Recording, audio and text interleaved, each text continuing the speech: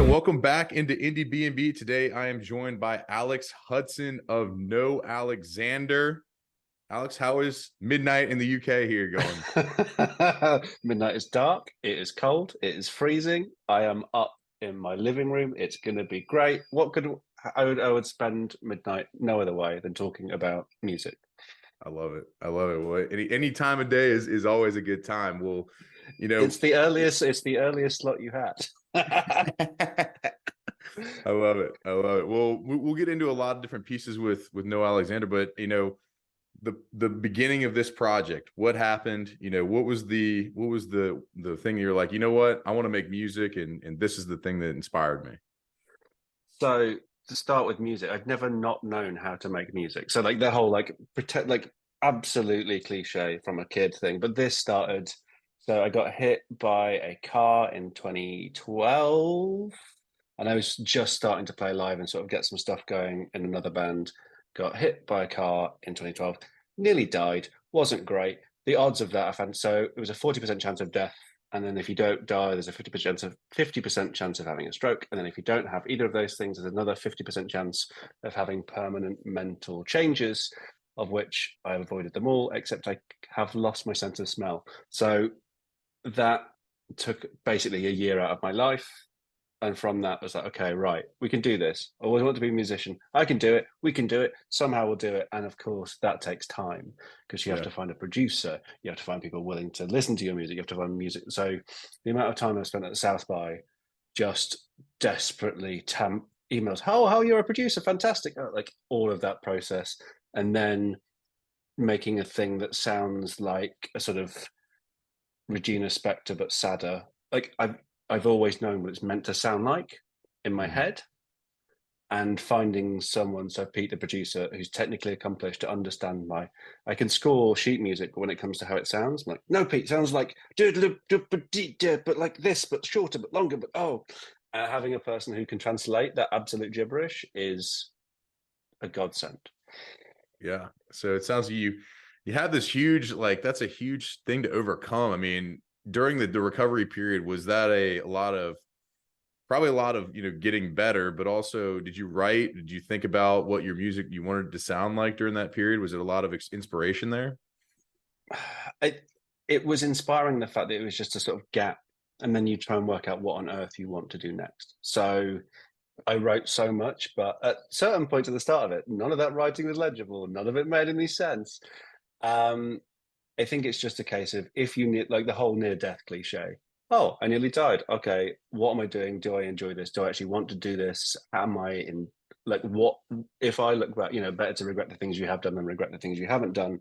What do I really want to do? I want to make music. I want to make weird music. I want to make music that makes you feel in such a sort of, when you hear this, like Ben Howard is probably the best example. Do you know Ben Howard? Like, I'm just familiar with a couple of songs. something in that music just hurts your soul. Or you hear some of the cinematic orchestra or Manchester Orchestra, and it just, we were talking about it just before we came on. Medium Build, Never Learn to Dance. Something in that song, particularly when you hear it live, just hurts you profound, like really hurts you. Like, this is beautiful and powerful, and there's something in it, and you don't know what it is, but there's something. As a how I want to create that, like that, Hmm. the whole thing of like bullet point list, that make people feel. And it's Yeah. how you get to a position of doing that. And so I don't think necessarily the year helped with the sort of creative process, but it helped with the, okay, take this seriously, do this properly. Yeah. A lot of people, I've read something that somebody sent me the other day. It was like, they're asking people on when they're in that near death scenario. It's like, what did you regret? What were the things you did? And like a lot of people were saying, hey, I wish I would have done this or that, or like, so, it's awesome to inspiring for you to, to say, hey, like, I want to create this. I want to create it like this. And I'm gonna, continually to drive towards that. I think that's super inspiring for everybody who's listening here. And I think again, you don't do anything, half. You got to go full and be able to, go in and do it. So I love that. I mean, let's get into some of the music. I mean, what your process currently. We always like to do a song spotlight. What the one song that kind of shot out to me, and it was kind of like an explosions in the sky kind of vibe for me, was you have to open your hands to catch things. And a lot going on in this song. So talk me through, how do we get from A to B, and what was the what was the onus for that one, and even the lyrics as well, like what happened there? So this was written as a sort of letter to one of my best friends who had just broken up with his partner and was all woe is me and everything is terrible and I'm never going to fall in love again. And he is a grumpy, grumpy man, very grumpy man. He is not the sort of person who particularly takes the most optimistic out of a bad situation. So you have to open your hands to catch things. And so the point of that is the second that you close yourself off to opportunities, opportunities don't find you. The second that you give up, so you have to open your hands to catch things. You only miss her for you are afraid of change. It may keep you up until 5 a.m, but she's worth it every single time. The whole point is like life is going to be full of ups and downs, and it's full of ridiculous things. And that was a sort of that was the start of that song. And the and I tend to write the music is I write sort of spoken word stuff as one next thing. Then I just sort of play around with the piano until something sticks.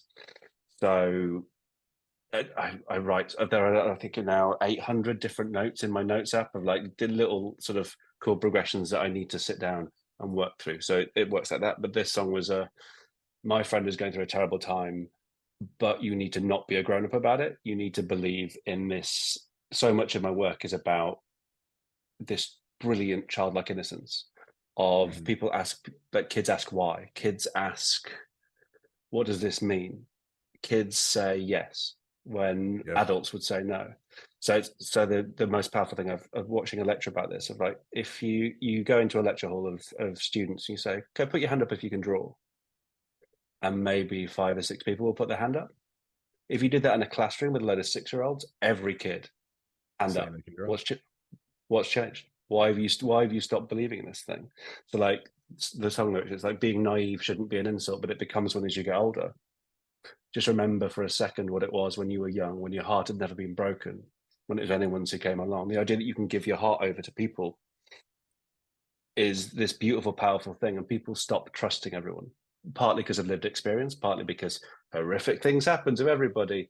But actually, how can you build like if you listen through to the song, it's a sad song that's hopeful, or a sort of heartfelt song that's hopeful, and and then it's a case of I knew it needed the full orchestra. It needed so many strings. I think there's like 15, 16 different tracks of strings on this song, and like how do you create a swell of this release of it will be okay.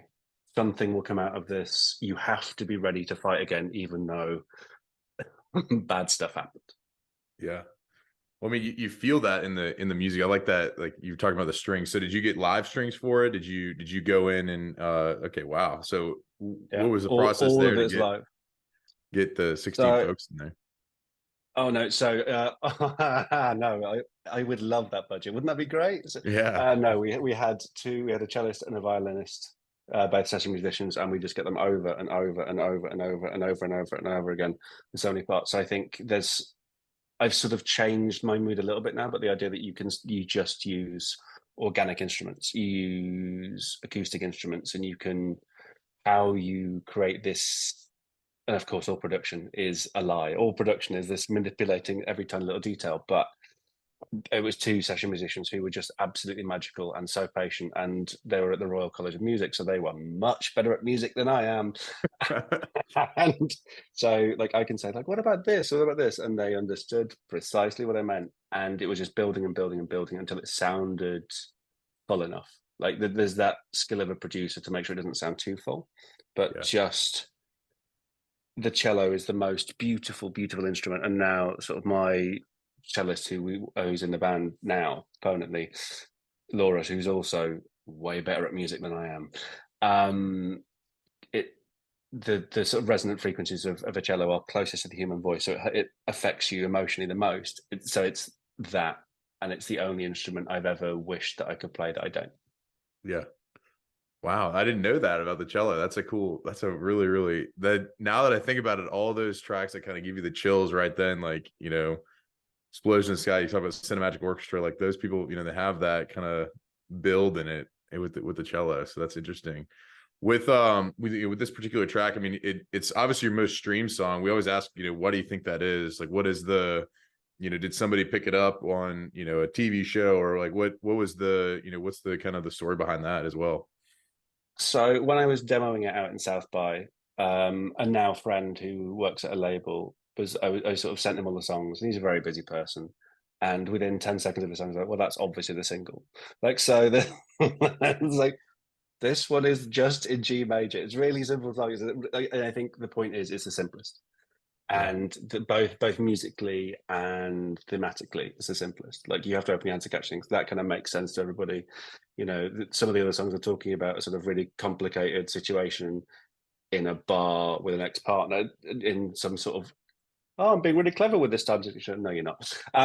This is a simple song, and it resonates with it. So it got picked up by a few playlists. It got picked up,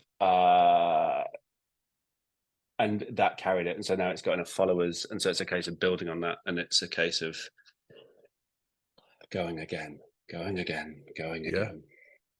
Breaking into that 800 that you have, that 800 notes, and getting in there and pulling the magic out. The new songs are ready to go. So the album is written. It's just a case of it's going to be recorded early next year. It's getting it out, and then it's a case of the waterfall release, like the whole system of, you don't release an album, release a single after a single, and your album comes after, and it's all of that mechanical process that I am terrified of and scared of, and I just want to But make music. I'm gonna go ahead and give you the same advice that you just said is you got to open your hands to catch things. Come on, You man. have to do you have to do I'm the thing. excited. You can get the album, it's gonna be great. I mean, if it's anything, But just putting the heart and soul into it, everyone's gonna appreciate it. That's I think the big thing. And so with you, I mean, like, I guess with your process, just in general with writing, you've got folks in the band now, like, coming out, like, are there's any of the same folks that were in your band before the car accident in the band now? Oh no, the music before the car accident was I've still got demos from that. It is rubbish, and it is niche and weird. No, so it was very. I've been in three bands. So the one was a school band, which had the most. So we named our school band after a random visual artist from Mexico that we'd found on the internet, and then we just named it her name. And then she got in touch with me like, "Why have you named your band this? This is weird. Like, we're really sorry. We'll stop that now."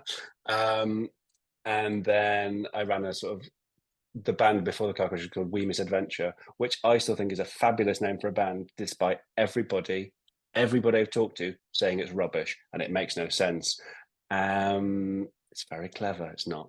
So no, it is. So the cellist is an old school friends, like relation of a relation, but no, it's all new. It's just from what I've learned over the years and how this goes forward now. Yeah. So are you writing most of it? Or are they coming with ideas as well? Like, what's that, kind of creative, split look I'm like there? I'm writing. I'm trying to get so Laura's been doing some sort of sketches and improv stuff, but she's so used to working in orchestras and working with sheet music that I'm trying to sort of unpick that. Watching that woman sight read is the most mesmerizing experience I've ever seen. Like, watching someone at that, like, Royal College of Music is you can get in trouble, one of the best music schools in Yeah. the country. She would argue it's the best. And so just watching that process of one of the most competitive schools in the world is mind blowing. But no, I'm writing it and we're sort of arranging it together. Gotcha. Well, that's like, a crazy, like, you have to really take into a lot of accounts with like different instruments. So what do you specifically, do you play, like, do you have a strings? Do you have a, guitar background, or a piano or keys, or I'm what's your classically go-to? trained pianist, and I play guitar less well than I play piano, and I arrange in now for full orchestras. I'm teaching myself to write in the wind section, but how you do all the breath, like, so having to write where there are breaths is still hurting my mind. Like, how do you, that you have to have certain rest pauses for breath intake, and how you manage that into a sort of score is hard. it's almost like scoring for orchestras is difficult or something. Who knew that this was um no, but the point now is how do you write it? So we're trying to create a performance that's fully immersive 3D audio for a live set. So we're going to start experimenting with this in January. So how we create this thing where it feels like you're in something. You know, we were talking earlier about the idea that you feel the music that makes you feel is the music that sticks to you, and the music you remember is this thing that reminds you of whatever it was, and it's just something in your being that Hmm. hurts or laughs or resonates, be the literally or figuratively with it. So we're trying to build into this sort of thing that art, like fine art, does, but music doesn't, without getting too pretentious about it because it's already pretty pretentious. Gotcha. So what? So I guess you guys are working on this live kind of set here. So like, what it can, I've never seen No Alexander did you say the other band was called We Misadventure? Yeah. That is an awesome band name. I don't know what they're talking I about. thought it was. I thought it was, but it turns out no matter how many people we tested it with, not a single person said that was good. So you are the literal first All right, person there's to a say band it. called the Butthole Surfer. So I mean, anything goes on this front. I mean, come on, We Misadventure. That's a good. Like, we missed it. Damn. I mean, Yeah. oh man. Well, I like. So you guys are obviously arranging this for the live set. So when I walk into this live set, what do you want? How do you want me to leave? What do you want me to feel as I walk out of the 300 cap bar that we talked about earlier? That you're going to Oh, play that at, would be right? nice. That would be nice, wouldn't it? That would be lovely. 100. We've done 150. We did that, and that was a sort of big step. Like we were used to sort of doing 30, 40. We did the sort of EP launch. We did it to 100, 150 cap venue. We got 120, 130 people in there. It was a big deal. With the new live show, it's that people. I think some of the best live shows I've been to just make you realize something that you hadn't realized before, or made you feel something that you hadn't before, or you've taken this one snippet of a thing and it's brought the sort of and the crowd has felt the same thing at the same time. So we go back to the medium build show. Like he's got a whole bit of his set when it's just like, we're going to do a bit now, and you just need to scream. It can't make any sense. It can't be words or anything. You just need to let out whatever it is that you're holding in, let it Yeah. out. And so you've got this a full London bar of people just screaming. And of course, his songs are very memorable. There's an incredible live set, but you're taking that with you. Whatever that emotion is, you take it with you. So there's no Alexander. How do we bring in the audience? How do we make them feel like there's a sort of collective experience in that? How do you make people feel like everything is seeing or hearing or feeling the same thing at the exact same time? And that is a real powerful thing. If you can make a room go silent, or if you can make a room feel the same thing, that's the aspiration. Happens rarely. It's happened maybe in all of the things that I've done, it's happened maybe 3 or 4 times at most, but it's that pure moment of just it makes everything tingle. Yeah. And when you're on stage, it's like so it happens at gigs relatively often. But if you're the person doing it, it is astounding. Yeah. Okay. Well, I'm excited for the US leg of the tour for you to come down here and get us in that mode. I want to be one with the audience and be in the show. That's part of the fun of people go to metal shows. This is one of my favorite metal bands, Necrogoblicon, but like being a part of the show and that is you're in the pit, you're in the middle, you're doing all the crazy stuff, or you're part of the wall of death. But like I think in the same vein, it's like if you're in this other emotional state, it's you want everyone to feel like, damn, like that is we all are feeling the same thing. And it's like a kind of a connectivity. That's why we go to shows. We want to connect with the band, we want to connect with the people who are there at the band. Oh, there's so much stuff that I borrowed from that System of a Down. I borrowed from extensively. And do you know the sort of post-hardcore band called Your Codename Is Milo, which is a great band name. Um, and they're sort of like a really post-hardcore band, but they were doing some really fun stuff in the sort of mid-noughties, and it's just clever and weird, and it's one of the heaviest shows that I've ever, like the loudest shows I've ever been to. The point where my friend actually had to leave because they were like, "This is even with the earplugs in, like this is too much," and it's just that. Once again, it's just how people are present, so much so in Mhm. those shows. Yeah. Nothing bothers me more when people are just talking and they're not like paying attention. But with a lot of with if the great bands, the bands that I've seen a lot of that really can capture your attention, nobody's talking. It's all eyes, and everyone's on the same page. So I look forward to experiencing it. Even then, like La Dispute, who are one of the best live bands I've seen recently. Like, do you know La Dispute? No, I have not. I don't know them. It's a sort of post hard. They've been around for ages, but they were performing this, and that crowd is so into them. Like that band has saved literal lives. Like there are so many people there who have like really complicated mental health histories that they're on record so many times. Like this band saved my life, but that's that band are so into it, and still then it's a big venue at the back. You look at the people talking on the at the bar. Like, you paid to be here. Yeah, This band is incredible live. No, listen. yeah. You gotta listen. I think that's number 1. Well, as we get into Pete Peterson's party pack, I want to dive into a little bit lighter and a little bit sillier bits to learn about Alex Hudson of No Alexander. We want to know a lot of different pieces over here in America, but the main ones are these there's 20 silly questions that we have here. So Pete Peterson's party pack of questions. Are you ready? I am ready. I love it. All right. Cake or pie? What do you prefer? British pie. British pie. Okay. Is that like a meat pie? I gotta. That's a meat pie. That is. Pie. There is a sort of steak pie that is one of my favorite foods in the whole world. I love that. I love it. Salad or soup? What do you prefer? Soup. Soup. Sunrise or sunset? What are you seeing more of these days? Depressingly sunrise, but I prefer sunset. I gotcha. All right. This is a little bit American. Would you rather hit a home run or score a touchdown? Home run. Just because the satisfaction of hitting that off a bat. Like it's American cricket, and hitting a six in cricket is the most satisfying thing in the world. Yeah. Right when you gets on the bat, it's gone. I like it. I like it.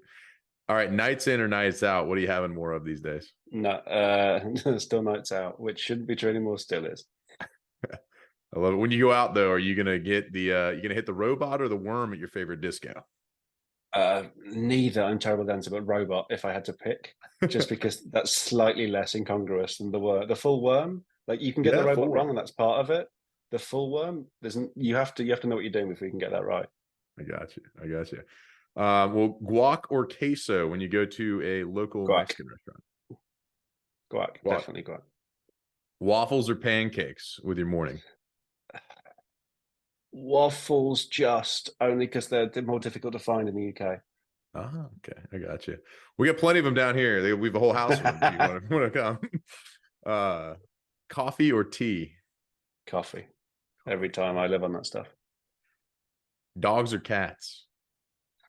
I'm allergic to both, and I love them both, and it makes me so sad. And dogs and I have a special relationship. So like me and dogs, we get on. Like every dog's like, I see you. No, it annoys me. I'm so sad because I had a sort of a dog, sort of the babysitter dog, and I can't spend any more than a couple of hours with it before I just start collapsing. Oh man, that's a brutal allergy to have. Oh man, ninja or a pirate? What are you more like? I'm more like a pirate. I would like to be more like a ninja though. That'd be much more fun. Grog swilling pirate more than a sort of martial arts master. Gatorade or Powerade? What do you prefer on after a night out? Gatorade, which is a little bit like. Do you have Lucasade? Does Lucasade travel to the US? Yeah. Yeah, it's like that. Yeah, Gatorade. Gatorade. Okay. Toast or bagels? Bagels. All right. Chips or pretzels? Pretzels, like chocolate covered pretzels, do funny things. Like they are terrifyingly Moorish. You've eaten an entire packet and you don't realize that you have. That's interesting. No one's ever said anything about chocolate covered pretzels. We've talked a lot about the pretzels and chips debate, and that has never come up. So we're in episode 80 something, and you're the first one to bring it up. So people need to start thinking about chocolate covered pretzels because you're right. Britain does pretzels terribly, like the sort of proper pretzels. So we've got a limited thing to go off, but chocolate covered pretzels are amazing. That's a good point. All right, fries or tots or crisps no, they're chips for you guys, but fries or tots? Fries every time. Fries every time. Okay. When you after a long day, do you go home and watch a TV show or a movie? I will binge watch. I'm rewatching House of Cards in a minute, and I have done 5 episodes of that on the trot, which is too long. Definitely too long. Don't do it. Don't recommend it. But yeah, TV shows. All right, TV shows. All right, are aliens real? The idea of an alien is real. What we understand to be aliens is far fetched and nice Hollywood work. Oh, okay. All right, I like that. Bigfoot, is that real? No. Nope. Like what's Nessie, like Loch Ness Monster in Scotland is Yeah, the same thing. Like it's if it was real, someone would be making millions of pounds from finding it. It's not real. yeah. What about love at first sight? Is that real? The possibility of love at first sight. Like I've known within 5 minutes of the second time I'm meeting anyone that I've ended up falling in love with, that I would end up falling in love with them if we stayed around. Like it, love, the possibility of it is possible. The practicality and the reality of love is takes a little while longer. Yeah. Yeah, there's some work definitely involved there. All right.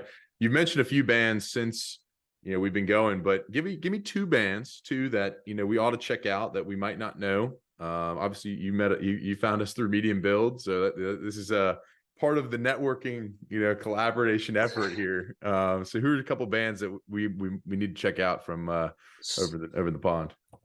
So I'll give you a hack. So there's the windmill, Brixton Windmill live listing. So a guy called Tim Perry, who's the booking guy there, is like worship and deified rightly as a sort of guy who knows what's coming up. So Black Country New Road, he picked up Squid, he like Black Midi. I think they're big in the US now.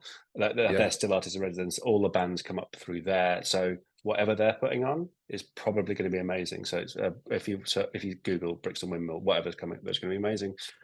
Two bands, Another Sky, have just since we've been talking about a new single that I haven't heard yet, but I saw them live a couple of weeks ago. They are amazing. And a band that I saw at a secret show, a band called Idols, who are perhaps the most British band who have ever been. It's sort of like punk, I've seen and Idols. it's then I'll come up with another one, but like Idols live are so good. Yeah, they're Or wild. I think you were talking about like Wet Leg, and then sort of the new Wet Leg are a band called The Last Dinner Party. They're really zeitgeisty at the minute. Love the Last Dinner Party. I am so excited for the release coming out this year or next year. I think I don't know. It's like I think it's early next year. They're releasing the full. They're doing the Waterfall, but oh my god, I love that band, and I cannot wait for them to come here and go. It shouldn't make sense, and yet it does. Like listening to like I shouldn't like this. I really really like it. Yeah, It does. It's wild. yeah. Or if you're That looking would for be heavy, like good. or heavier, Lonely the Brave are like sort of they take you back to sort of like early noughties post hardcore, but they are really like once again like same as your Cuddim is Milo. They're heavy in a way that just hits you in the soul. I love that. I love that. Well, we got quite a few here. You said the Sky was the first one, right? That you Oh, said another Sky. another Sky. Okay, Another They've got their Sky, second. They've got their Idols, The second album Last coming Dinner out. Yeah, Party, and Lonely the Brave. yeah. I love it. And we got to check out Brixton Windmill is the Yeah. like the booking kind of deal that's got the next up in Britain. I love it. There's a tiny little venue that has some of the best stuff, like Robo Cobra Quartet. They're an Irish six-piece, I think, and it's sort of like post-jazz. It's weird and brilliant. Anyway, sorry, I'm too down that rabbit hole. No, definitely. I mean, we love getting getting a different perspective on it for sure. We kind of we love to find new stuff. I have a buddy in New York who loves Squid, by the way, who's like he's all in on Squid and Wet Leg, and also him and I went and saw Dry Cleaning as well. So like they're one of our favorites. But yeah, he's always asked me for new things, and I'm glad that we got some I got some direct from the source, right from the right across the pond. So well, Alexander, I appreciate you taking the time to get in here and go through know Alexander and give us the details behind some of the brilliance, and we're really excited about 2024 moving into that, and seeing the Waterfall get released. We'll have the I've got the notifications on, but anything else as far as that goes that's coming for you guys down the pipeline?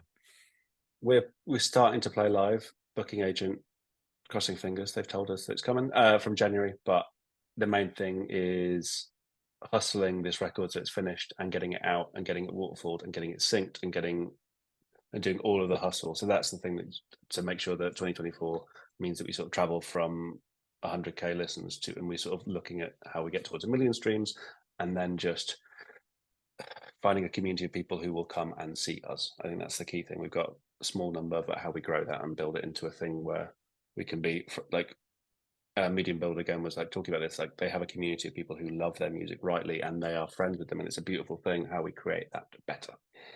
Yeah, I love it. We will do our part here in beautiful Atlanta, Georgia, to get you out there in front of our following, our mighty following, and we'll be able to hopefully get some more eyeballs to you guys, and we'll go from there. But I appreciate you coming on. Thank you so much for your time. Obviously it's 12:35 and it is late out there, but you've stuck in, and you've been had the energy that I was looking for. I knew you were going to have. So I appreciate you taking the time to come in with us.